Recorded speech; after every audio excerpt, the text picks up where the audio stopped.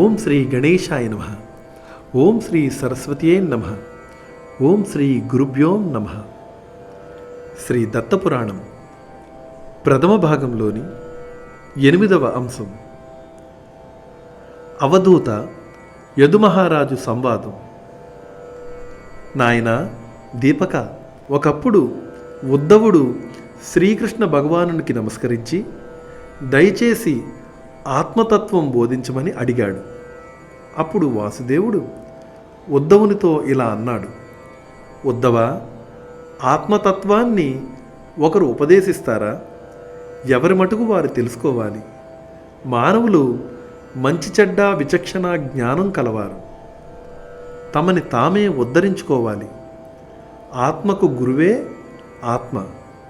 అందుకనే సాంఖ్యులు మానవ శరీరంలోనే సర్వజ్ఞుడైన పరమాత్మను దర్శిస్తూ ఉంటారు. సృష్టిలో అపాద, ద్విపాద, త్రిపాద, చతుష్పాద, బహుపాద జీవరాశులు ఉన్నాయి. వీటిలో పురుష శరీరం అంటేనే నాకు ఇష్టం. ఎందుకంటే ఆ శరీరంలోనే సాధకులు నన్ను అన్వేషించి తెలుసుకుంటారు. అందుచేత మానవ శరీరం అంటేనే నాకు ప్రీతి. ఇందులో నివసించే మనోబుద్ధి, చిత్త, అహంకారములు జడ పదార్థములు. వాటిని ప్రకాశింపజేసి చైతన్యం తెస్తున్న శక్తి సంపన్నుడు ఒకడెవడో ఉండాలి. అందుచేత వెతుకుతాం అని సాధకులు ప్రయత్నించి సాధనతో నన్ను తెలుసుకుంటున్నారు. బుద్ధ్యాదులు సాధనములు కనుక వీటికి సాధ్యుడు ఉండాలి అని అనుమాన ప్రమాణంతో నన్ను అన్వేషిస్తూ ఉన్నారు. కనుక మానవ శరీరం అంటేనే నాకు చాలా ఇష్టం. ఇందులో ఉన్న ఆత్మతత్వం గురించి తెలుసుకోవాలి అని అంటే కొంతవరకు అవధూత యదువు సంవాదం గురించి చెబుతాను, ఆలకించు. యదువు తెలుసు కదా, ఏయాతి పుత్రుడు, మహాతపస్శాలి, ధర్మజ్ఞుడు. ఒకరోజు ఒక అవధూతను దర్శించి నమస్కరించి ఇలా అడిగాడు: మహానుభావా, నీవు సుందరుడవు, కవీశ్వరుడవు, సత్యసంధుడవు, మహాజ్ఞానివి. అయినా జడుడులా ఉన్మత్తుడిగా ఉన్నావు. ఎందుకని? ఇంద్రియ తృప్తి కోసం నీవు ఏ పని చేయడం లేదు. ఈ వివేకం నీకు ఎలా కలిగింది? పండితుడు అయ్యుండి బాలుడిగా ప్రవర్తిస్తున్నావు. ఎందుకని? సాధారణంగా మానవులు పడే ఏ తాపత్రయము నువ్వు పడుతున్నట్లుగా లేదు. సిరి సంపదలు వృద్ధి చేసుకోవాలని నీవు రవ్వంతైనా ప్రయత్నం చేయడం లేదు. ఇది చాలా వింతగా ఉంది. అందరికన్నా భిన్నంగా ఉంది నీ తీరు. గంగానదిలో మునిగిన ఏనుగులా ఎక్కడో ఉంటున్నావు. ఒంటరిగా గడుపుతూ ఉన్నావు. ఎవరి జోలికి పోవడం లేదు. ఏ స్పర్శలు నీకు అంటడం లేదు. అయినా ఎప్పుడూ ఆనందంగా కనిపిస్తూ ఉన్నావు. నీకిది ఎలా సాధ్యమయ్యింది? దయచేసి ఇది తెలియచెప్పి పుణ్యం కట్టుకో అని ప్రాధేయపడ్డాడు. అప్పుడు అవధూత ఇలా చెప్తూ ఉన్నాడు: యదుమహారాజా, నాకు 24 మంది గురువులు. ఒక్కొక్కరి నుండి ఒక్కొక్క కోణంలో జ్ఞానం పొందాను. జీవన్ముక్తుడై సంచరించుచూ ఉన్నాను.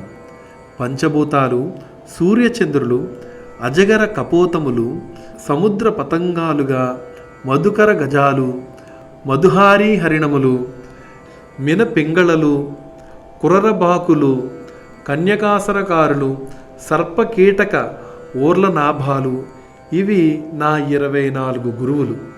పృథివీ వాయురాకాశ మహాగ్నిచంద్రమారవి కపోతం జగరసింధు పతంగో ముదుకృద్గజ మధుహాహారిణోమివ పింగళో కురరోజర్భక కుమారీ సరకృత్సర్ప డిర్నవాభిసుపేసకృత్. ఇందులో భూమి, మానవులు కాళ్లతో త్రొక్కిన, గుణపములు తీసుకుని త్రవ్విన భూమి ఓర్చుకుంటుంది. అంతేకాక వారికి కావలసిన ఆహారం పండించి ఇచ్చి ఉపకారం చేస్తుంది. సహనాన్ని భూమి ద్వారా గ్రహించాను. అపకారికి కూడా ఉపకారం చేసే గుణం భూమి నుండి నేర్చుకున్నాను. రెండవది వాయువు. అలానే మన శరీరంలో ఉండేది ప్రాణవాయువు. మనం తినే ఆహారాన్ని గ్రహిస్తుంది, కానీ విషవాంఛలకు అతీతంగా ఉంటుంది. ఉత్తమ జ్ఞాని కూడా ఇలా ఉండాలి.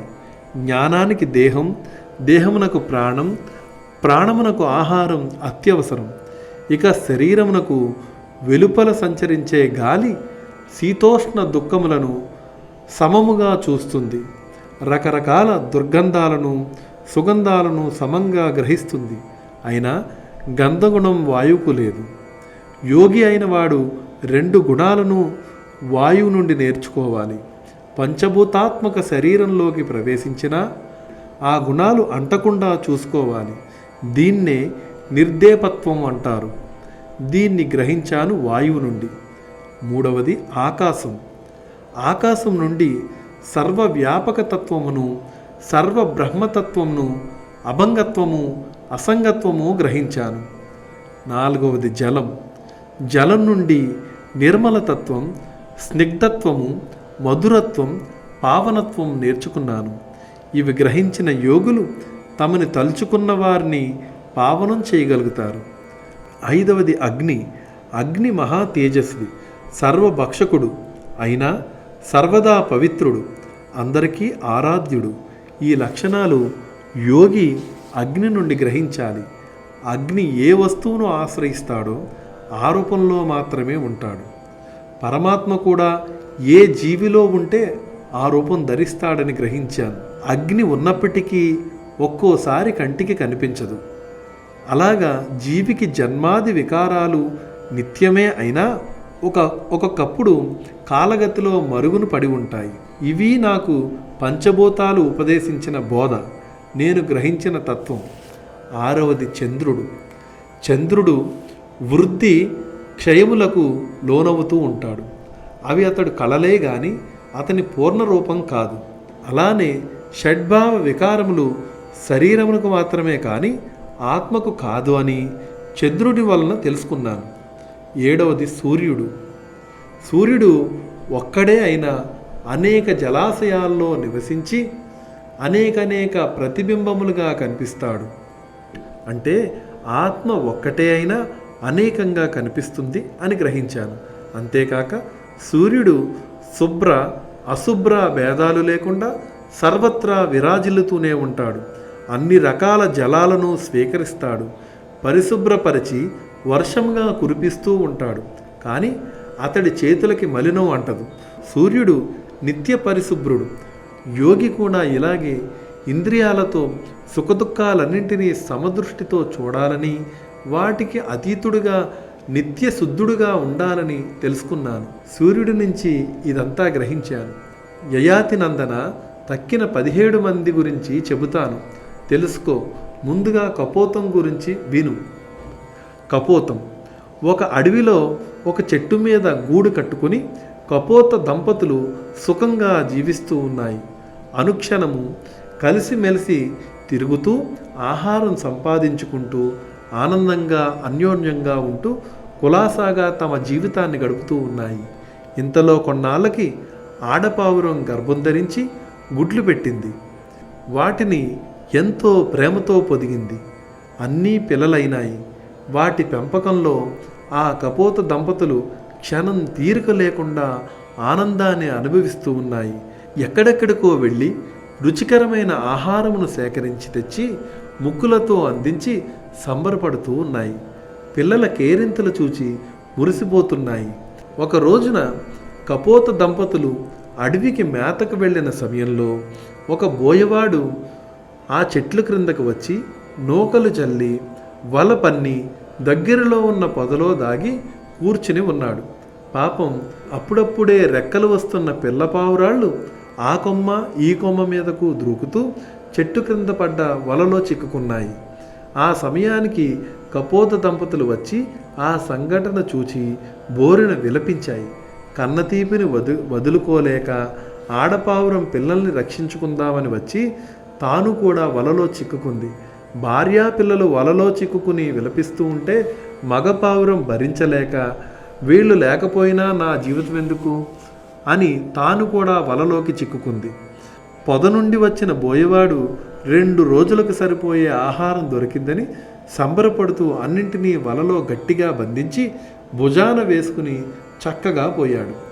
యదు మహారాజా, కుటుంబీకుడైన వాడికి ఉండే అనురాగాలు మోహాలు ఎలా బంధాలు అవుతాయో, ఆత్మ వినాశనమునకు ఎలా దారితీస్తాయో ఈ కపోత దంపతుల ద్వారా నేర్చుకున్నాను. ముక్తిద్వారం లాంటి మానవ జన్మను పొంది గృహలంపటుడు అయ్యేవాడు మూర్ఖుడు కాక మరి ఏమిటి? అతి స్నేహం పనికిరాదని నేర్చుకున్నాను కపోతాల ద్వారా. అజాగరము. అజాగరం అంటే మహాసర్పం, అంటే కొండ చిలువ అని అర్థము. అది కదలదు, మెదలదు, ఆహారం కోసమైనా ఏ ప్రయత్నము చెయ్యదు. లభిస్తే తింటుంది, లేకపోతే పస్తులుంటుంది. ఇలాగే మనమును దైవికంగా ప్రాప్తమయ్యే సుఖదుఖాలను అనుభవించడమే తప్ప వాటి కోసం కర్మాచరణ చెయ్యడం మానుకోవాలి. నిద్రాహారాలు పరిత్యజించి ఆత్మనిష్టను అలవరుచుకోవాలి. ఇది నేర్పింది కాబట్టి అజాగరం నాకు మరొక గురువు అయింది. సముద్రం. తనలాగా గాంభీర్యం అలవరుచుకోమని ప్రబోధించింది సముద్రం. దాని లోతు ఎవరికైనా తెలుసా? దాన్ని దాటగలిగిన వాడు ఉన్నాడా? ఎన్ని నదులు వచ్చి చేరినా ఉప్పొంగుతుందా? సూర్యకిరణాలకు ఎంత నీరు ఆవిరి అవుతోన్నా దిగులుపడి కృషిస్తోందా? తనలో ఏ వస్తువులు, ఏ జంతువులు ఎన్నెన్ని ఎక్కడెక్కడ దాగి ఉన్నాయో తెలియనిస్తోందా? దీనికి గట్టులు అవధులు ఉన్నాయా? ఆత్మనిష్ఠుడు ఈ గాంభీర్యాన్ని అలవర్చుకోవాలి. తరువాత పతంగం. పతంగం యదువల్లభ. పతంగం అంటే తెలుసుగా, మిడత. ఇది నాకు మరొక రకం పాఠం నేర్పింది. ఇది నాకు మరొక రకము పాఠం చెప్పింది. దీనికి మంటలు కనబడితే చాలు, ఒళ్ళు తెలియదు. మాడిపోతామని తెలిసి నిగ్రహించుకోలేదు. ఆనందంగా ఎగురుకుంటూ వెళ్ళి మసి అయిపోతుంది. ప్రపంచంలో కనిపించే రకరకాల యోషిత్ హిరణ్య అంబరాది ఆకర్షణలకి మానవుడు లోనై అలాగే బలైపోతూ ఉన్నాడు. వట్టి తోలుతిత్తి అని తెలిసి కూడా సౌందర్యాలకు మోహపడి ప్రలోభాలకు ఆశపడి జీవితాన్ని వ్యర్థం చేసుకుంటూ ఉన్నాడు. అహంకరించి మసి అయిపోతూ ఉన్నాడు. ఈ సందేశం అందించింది కనుక మిడత నాకు మరొక గురువు. మధుకరం. మధుకరం అంటే తేనెటీగ. ఇది పాఠాలు నేర్పింది. పువ్వుకి వెళ్ళి పువ్వుకి నొప్పి కలగకుండా బొట్టుగా మకరందం గ్రహించి పొట్ట నింపుకుంటుంది తేనెటీగ. యోగి కూడా ఇలాగే ఇల్లిల్లు తిరిగి ఇంటివారికి ఇబ్బంది కలిగించకుండా ఇంటికొక ముద్దగా ఆహారం స్వీకరించి పొట్ట పోసుకోవాలి. ఏ పువ్వు దగ్గర మకరందాన్ని ఆ పువ్వు దగ్గరే గ్రోలినట్లు ఏ గుమ్మం దగ్గర ముద్దను ఆ గుమ్మం దగ్గరే ఆరగించాలి. కడుపు నిండిన తక్షణం ఆ పూటకు మధుకర వృత్తిని మానుకోవాలి. మనకు రకరకాల శాస్త్రాలున్నాయి. వాటిలోని విజ్ఞాన సారాన్ని గ్రహించడంలో కూడా యోగి ఇదే మధుకర వృత్తిని అవలంబించాలి. తేనెటీగలు మకరందాన్ని కూడబెట్టి తేనె పట్టులు కడితే చివరికి అవి ఆ తేనెను అపహరించే వారి చేతిలో మృతి చెందుతున్నాయి. కాబట్టి యోగి ఆహారాన్ని కూడబెట్టకూడదు. ఈ రెండు పాఠాలు తేనెటీగల నుండి నేర్చుకున్నాను. మధుకరం నాకు ఒక గురువు. తరువాత ఏనుగు. నువ్వు రాజువి కాబట్టి అడవిలో స్వేచ్ఛగా సంచరించే మదపుటేనుగుల్ని ఎలా బంధిస్తారో ఎరుగుదువు. ఒక పెద్ద గొయ్యి తవ్వి దాని మీద సన్నని కర్రలు వేసి వాటి మీద గడ్డిపరిచి దాని మీద మధ్యలో అతిపెద్ద ఆడ ఏనుగు బొమ్మను నిలబెట్టి మీ రాజభటులు చుట్టుపక్కల ప్రొదల్లో దాకి పొంచి ఉంటారు. అటువైపు వచ్చిన మదపుటేనుగు ఒంటరిగా ఒక ఆడ ఏనుగు దొరికిందని పరుగున వచ్చి గోతిలో పడుతుంది. ఇది కాక నిజమైన ఆడ ఏనుగే దొరికి ఒక మదపుటేనుగు దాని వెంట పడితే మరికొన్ని మదపుటేనుగులు ఎగబడి పరస్పరం పోరాడుకుని మరణిస్తాయి. పురుషుడికి స్త్రీ వ్యామోహం ఎంతటి వినాశానికి దారితీస్తుందో ఈ గజవృత్తాంతం తెలియచేస్తుంది. తర్వాత మధుహారి. మధుహారి అంటే తేనెను సేకరించేవారు. వేల సంఖ్యలో తేనెటీగలు నెలల తరబడి శ్రమపడి తేనె పట్టులో తేనెను కూడబెడితే మధుహారి వచ్చి పొగ పెట్టి ఆ తేనెటీగలను సంహరించి క్షణంలో తేనెను అపహరించి పట్టుకుని పోతాడు. లుబ్ధులై ఎవరు ఏ ధనాన్ని కూడబెట్టినా బలవంతులు ఎవరో వచ్చి దాన్ని కాజేస్తారు. కనుక తన అవసరానికి మించి సంపదలను కూడబెట్టుకోవడం చాలా హానికరమని గ్రహించాను. అలాగే గృహస్థుల కన్నా ముందు యాచకులు వెళ్ళి వారి వంటకాలను అడిగి ఆరగించడం తగదని గ్రహించాను. తరువాత హరిణం. హరిణం అంటే లేడి. అది వేటగాడి సంగీతానికి మోహపడి వలలో చిక్కుకుంటుంది. యతీశ్వరుడు కూడా అలాగే సంగీతాది లలిత కళలకు సమ్మోహితుడైతే ధ్యాన నియమనిష్టల నుండి పరిభ్రష్టుడవుతాడు. ఋష్యశృంగుడి కథ ఎరుగుదువు కదా. విలాసవతుల నృత్య గీతాలకు వివసుడై సంసారంలో చిక్కుకున్నాడు. తర్వాత మీనం. నాకు మరొక గురువు మీనం. మీనం అంటే చేప. చేప ఎరకి ఆశపడి గాలానికి తగులుకుంటుంది. జిహ్వచాపల్యం ప్రాణాలు తీస్తుంది. యోగులకు కూడా జిహ్యేంద్రియాన్ని జయించడం కష్టసాధ్యం. దీన్ని జయిస్తే అన్నింటినీ జయించినట్టే. ఈ రహస్యాన్ని నేను చేప నుంచి నేర్చుకున్నాను. పింగళ. పింగళ అంటే ఒక వేశ్య. విదేహ పట్టణంలో నివసిస్తూ ఉండేది. చాలా అందగత్తె. ధనవంతులకు గేలం వేయడం, వారిని బికారులుగా చేయడం ఆమె వృత్తి. ఒకనాటి సాయంకాలం అద్భుతంగా సింగారించుకుని తన భవంతి గుమ్మంలో నిలబడింది. వీధిన పోయే ధనవంతుల్ని పసికట్టి ఆకర్షిద్దామని తన ఆశ. గంటలు గడుస్తున్నాయి, కానీ ఎవరూ ఆమె కేసి కన్నెత్తి అయినా చూడడం లేదు. అయినా ఆశగా అలాగే నిలబడింది. చీకట్లు ముసురుతున్నాయి. గుడ్డి వెన్నెల కాసింది. పింగళ ఒకసారి లోపలికి వెళ్ళి సింగారానికి సవరింపులు చేసుకుని మళ్ళీ వచ్చి నిలబడింది. వీధిలో జనసంచారం తగ్గింది. అర్ధరాత్రి వేళ కాగా అప్పుడైనా విటులు వస్తారని ఆశగా అలాగే నిలబడింది. అయినా ఫలితం లభించలేదు. కాళ్ళు లాగాయి. విసుగు వచ్చింది. ఇక నిలబడలేక లోపలికి వెళ్ళి హంసతూలికా తల్పం మీద నడుం వాల్చింది. అంతలో వాకిటి గుమ్మం దగ్గర ఏదో అలికిడి అయితే విటుడెవడో వచ్చాడనుకుని చివాలున లేచి చరాలున గుమ్మంలో నిలిచింది. ఎవ్వరూ లేరు. అంతా గుడ్డి వెన్నెల, చెట్ల నీడలు, సగం నిద్రలో ఉలికిపడిన పులుగు కోనల కువకువలు. అంతటా నిశ్శబ్దం. ఒక్కసారిగా పింగళ హృదయంలో తుఫాను చెలరేగింది. నేనేమిటి? నేను చేస్తున్న పని ఏమిటి? నా ఈ జన్మకు ప్రయోజనం ఏమిటి?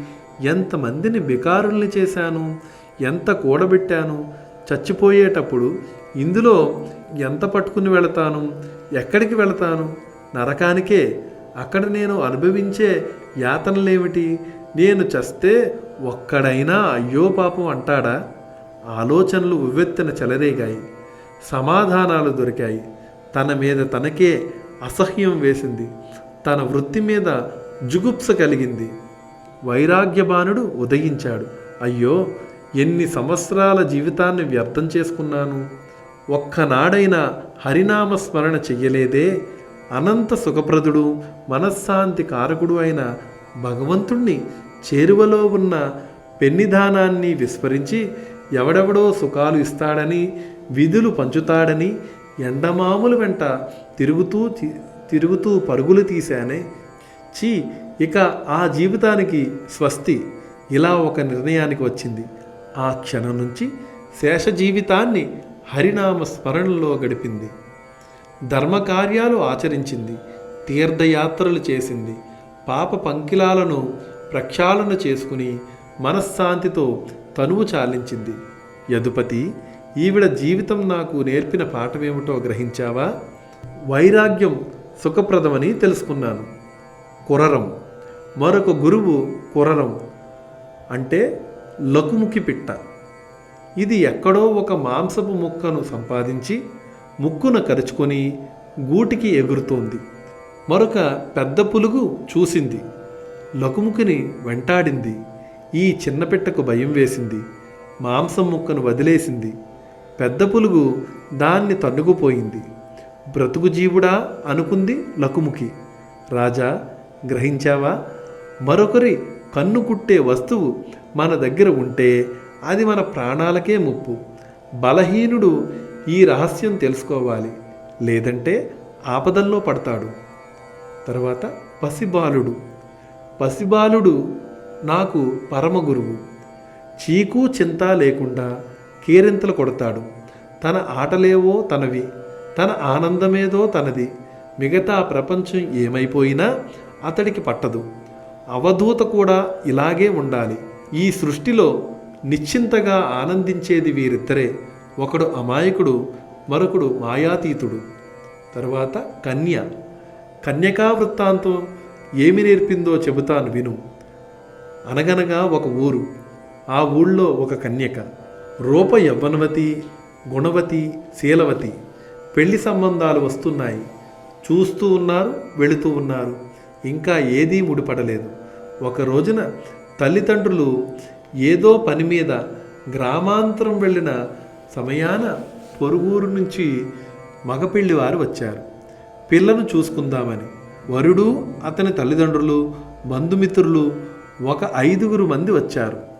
కన్యకామణి స్వయంగా స్వాగతం పలికి కాళ్ళు కడుక్కోమని నీళ్లు ఇచ్చి, తడి ఒత్తుకోవడానికి తువ్వాళ్ళు ఇచ్చి, నడవలో చాపలు పరిచి లోపలికి ఆహ్వానించి కూర్చోబెట్టింది. తాగడానికి మంచినీళ్లు అందించింది.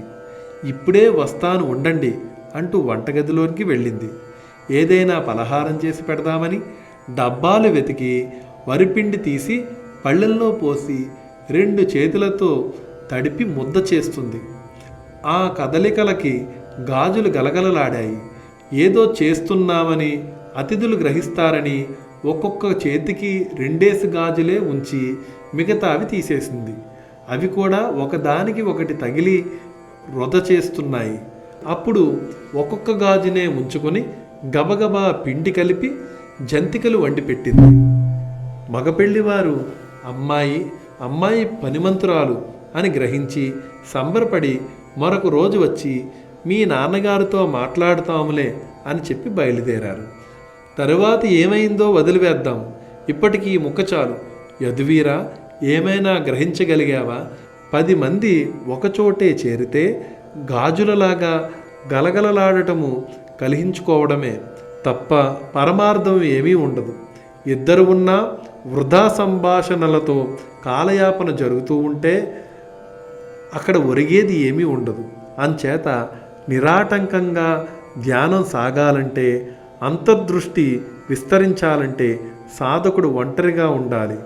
గాజుల గలగలలు నాకు నేర్పిన పాఠం. తర్వాత సరకారుడు. మీరందరూ ఉపయోగించే బాణాలు తయారు చేసే సరకారుడు నా 21వ గురువు. అతడిని ఎప్పుడూ నీవు గమనించి ఉండవు.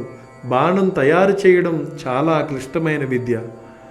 పొడవు, లావు, కొసకొసాన బరువు, బలము వీటన్నింటికీ సమతూకాన్ని సాధించాలి. ఏది తేడా వచ్చినా విల్లుకారుడి గురి తప్పుతుంది, వేగం మందగిస్తుంది. అంచేత సరకారుడు బహుజాగరుడై చేస్తాడు. అతడు ఒక బాణాన్ని తయారు చేస్తున్నప్పుడు పక్కనే బేరీ బాంకాలు చేసిన మహారాజే వచ్చి నిలబడినా అతడి కంటికి ఆ బాణం తప్ప మరేమీ కనిపించదు, చెవికి మరేమీ వినిపించదు. అది పూర్తి అయ్యే వరకు లేవడు. అంతటి ఏకాగ్రతను యోగి అలవరుచుకోవాలి. రోజుల తరబడి నిష్టగా కూర్చోగలగాలి. నిశ్చలంగా మనస్సును భగవంతుడి మీదే నిలపడం ఎలాగో సరకారుడి వల్ల తెలుసుకున్నాను. బాహ్య ప్రపంచంలో ప్రమేయం లేకుండా సమాధి స్థితిని నిలుపుకోవడం నేర్చుకున్నాను. తరువాత సర్పం అంటే అందరూ భయపడతారు, కానీ నాకు అది ఒక గురువు. అది ఎక్కడ ఉంటుందో దాని ఉనికిని ఎవ్వరికీ తెలియనివ్వదు కదా. ఎప్పుడూ ఒంటరిగానే సంచరిస్తూ ఉంటుంది. తనకు నివాసం ఏర్పరచుకోవాలని తాపత్రయం ఉండదు. చీమలు పెట్టిన పుట్టల్లో తల దాచుకుంటూ కాలక్షేపం చేస్తుంది. యోగ మార్గంలో ప్రయాణించే వాడికి ఈ 3 గుణాలు తప్పనిసరి. తరువాత భ్రమరం. యదువర, భ్రమరకీట న్యాయమని నువ్వు వినే ఉంటావు. భ్రమరం ఒక రకం కీటకాన్ని పట్టి తెచ్చి తన గూటిలో పెట్టి జూంకారం చేస్తూ దాని చుట్టూ పరిభ్రమిస్తుంది. ఆ కీటకం భయోద్వేగంతో ఆ నాదాన్ని వింటూ ఆ భ్రమరాన్ని చూస్తూ బిక్కుబిక్కుమని కాలం గడుపుతుంది. కొన్ని రోజులు అయ్యేసరికి ఆ కీటకం భ్రమరనాదాన్నే కాదు, భ్రమర రూపాన్ని కూడా పొందుతుంది. మానవుడు కూడా అంతే. ఏ కారణమైతేనేమి తన మనస్సును దేని మీద పూర్తిగా నిలుపుతాడో దాని లక్షణాలను పొందుతాడు. భగవంతుడి మీద నిలిపితే భగవత్ లక్షణాలు అలవడతాయి. ఈ జన్మలో కాకపోయినా దేహాంతరంలోనైనా సారూప్యముక్తి పొందుతాడు. ఇది కీటకం నేర్పిన పాఠం. చివరిది ఊర్లనాభం అంటే సాలెపురుగు. తనలో నుంచి దారాలను వెలువరించి గూడు అల్లుతుంది. అందులో కొంచెం సేపు క్రీడిస్తుంది. ఈగల్లాంటి జంతువులను బంధించి ఆడిస్తుంది. మళ్ళీ ఆ దారాలను తానే మింగేస్తుంది, తనలో లీనం చేసుకుంటుంది. సృష్టి స్థితిలయలు ఇలా జరుగుతున్నాయి. సృష్టి చేయాలని సంకల్పించుకున్నప్పుడు బ్రహ్మతత్వం నుంచి త్రిగుణాత్మకులైన మాయాతంతువులను ఆవిష్కరిస్తుంది. త్రిగుణాత్మక జగత్తును సృష్టిస్తుంది. అందులో తాను క్రీడిస్తుంది, జీవుల్ని ఆడిస్తుంది. ఇది స్థితి విలాసం. ప్రళయకాలంలో ఆ పరబ్రహ్మమే తాను సృష్టించిన ఈ ప్రపంచాన్ని తనలోనే లీనం చేసుకుంటుంది. ఈ పరమ రహస్యాన్ని సాలెపురుగును చూసి గ్రహించాను. ఇలా 24 గురువుల నుంచి ఆత్మోపదేశాలను పొందాను. ఇవే కాదు, నా శరీరమే నాకొక పరమ గురువు. ఇది నశ్వరమని మనకు తెలుసు. దీని లోపల జుగుప్సాకరమైన పదార్థాలు ఉన్నాయని తెలుసు. అయినా దీని మీద అందరికీ వల్లమాలిన మమకారం. కళ్ళ ఎదుట ఎందరి శరీరాలు రాలిపోతూ ఉన్నా తన శరీరం మాత్రం శాశ్వతమనుకుంటాడు. ప్రతివాడు దీన్ని పోషించడానికి, దీన్ని సంరక్షించడానికి ఎన్నెన్ని అగచాట్లు పడతాడో, ఎంతలేసి ఘోరాలు చేస్తాడో. పోనీలే అనుకుంటే ఈ శరీరానికి కృతజ్ఞత ఉందా? అణువంతైనా లేదు. చెప్పా పెట్టకుండా ఎప్పుడో హఠాత్తుగా రాలిపోతుంది. దీన్ని ఆశ్రయించుకుని జ్ఞానేంద్రియాలు, కర్మేంద్రియాలు సవతుల్లా పోరాడుతూ జీవులను సుఖభ్రాంతిలో ముంచి కడపటికి నరకంలో తోసేస్తూ ఉంటాయి. విచిత్రం ఏమిటంటే ఇదే మోక్షానికి సాధనం అవ్వడం. వివేకంతో, వైరాగ్యంతో ఇంద్రియాలను అదుపు చేసుకుని దీని అశాశ్వత తత్వాన్ని గుర్తించి మెలగగలిగిన వాడు ధన్యుడు. నిజానికి మానవ శరీరం ఎన్నో జన్మలకు గాని దొరకదు. అన్ని పురుషార్థాలకి ఇదే సాధనం. ఇది మృత్యు గృహద్వారంలో ప్రవేశించకముందే మేల్కొని మోక్ష పురుషార్థ సాధనకు మనం ప్రయత్నం చెయ్యాలి. ఇందరు గురువులు ప్రత్యక్షంగా పరోక్షంగా చేసిన ప్రబోధాలను గుర్తించి అహంకార మమకారాలకు లొంగకుండా ఆత్మనిష్టలో సంచరిస్తున్నాను. యదురాజా, ఏ ఒక్క గురువు పరిపూర్ణ జ్ఞానాన్ని అందించలేడు. పలువురు పలు విధాలుగా ఉపదేశిస్తూ ఉంటారు. బ్రహ్మతత్వం ఏకైకమే అయినా ఋషులలో అభిప్రాయ భేదాలు మాత్రం అనేకం. దీనిని నిరసించక అన్నింటినీ గ్రహించి ఆకలింపు చేసుకోవడం మన కర్తవ్యం. అవధూత చెప్పిన ఈ మహా విషయాలను యదుమహారాజు ఆకలింపు చేసుకున్నాడు. కొత్త వెలుగు ఏదో తనకు కనిపించినట్టు అయ్యింది. సంతృప్తి చెందాడు. అవధూతను సత్కరించి పునః దండ ప్రణామాలు ఆచరించి సెలవు తీసుకుని తన రాజధానికి చేరుకున్నాడు. ఉద్ధవ, మన వంశంలో పూర్వీకుడైన ఈ యదుమహారాజు అవధూత చేసిన జ్ఞానబోధను ఆచరణలో పెట్టి సర్వసంగ విముక్తుడు, సర్వప్రాణీ సమచిత్తుడు అయ్యి ధర్మబద్ధంగా పరిపాలన సాగించి ముక్తిని పొందాడు అంటూ శ్రీకృష్ణుడు తన ప్రసంగం ముగించాడు. శ్రద్ధగా విన్న ఉద్ధవుడు ఆత్మతత్వాన్ని ఆకలింపు చేసుకుని సంతృప్తి చెందాడు. నైమిసారణ్యవాసులారా, ఋషీశ్వరులారా, వేదధర్ముడు తన శిష్యుడైన దీపకుడికి చెప్పిన దత్తావధూత మహిమ ఇది అంటూ బ్రహ్మ కలిపురుషుడికి గురుమహిమను చెప్పి కనువిప్పి కలిగించాడు అని చెప్పి సూత మహర్షి కాసేపు విశ్రాంతి తీసుకున్నాడు. శ్రీ దత్తపురాణం 8వ అంశం సంపూర్ణం.